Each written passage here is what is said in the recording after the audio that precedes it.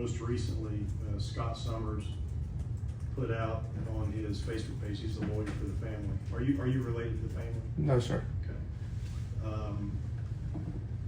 You understand there's an investigation going on now? I understand there's an investigation. There's things that cannot be necessarily revealed that could be, but this is not protocol. Anybody else would have been arrested, full stop. Not necessarily. Not everybody is arrested on the day of an incident. When they drag a man down the road and grind his arm off? I understand your position.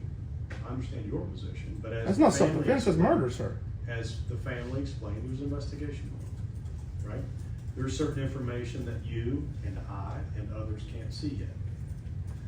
But there is an investigation, as the family has explained on social media. I suspect you've seen it. There were over 400 pieces of evidence gathered. There is an active investigation, and whatever happens to it, you and I can't decide that. Sheriff Crawford was put in front of the voters. He was put in front of the voters in 2024, and he received 67,138 votes. That's two different elections, 67,000 votes. He's not on the ballot. Ma'am. Now I'm speaking. Yeah, go ahead.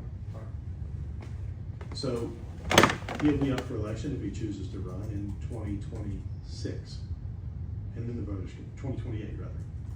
And then the voters can decide if he chooses to run. But you can't put somebody on a ballot for impeachment. That's not how the process works. So you knew that. Yeah. So the only way to do that, there's a process. Right. But it can't be one or two people showing up at a county commission meeting asking for an impeachment when you've got 67,000 who want him in office. And your opinion may change depending on the results of the investigation. Maybe there's an indictment, maybe there's not, right?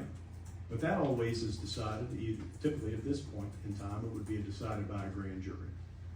And the grand jury can do what they choose to do. But we don't know about that process. That too is secretive. So to call for the impeachment of somebody who's in an active investigation seems a bit premature to me.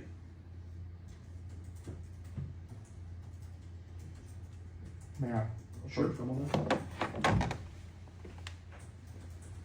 You mentioned that he received 68,000 votes. 67,130. 67,000 votes in an election that he ran unopposed.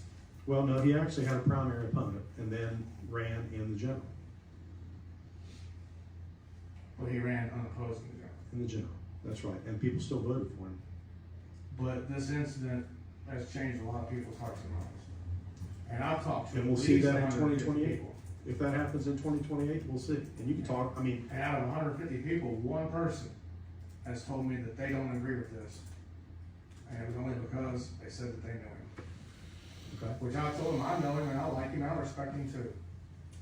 You know, he's been the chief of police in St. Albans many times. He has a very long history. And I do have a high level of respect for the man. Good. But it is the high level of respect is what makes it such a slap in the face.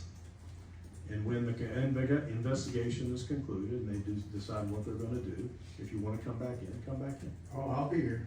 I sure do. We'll see you.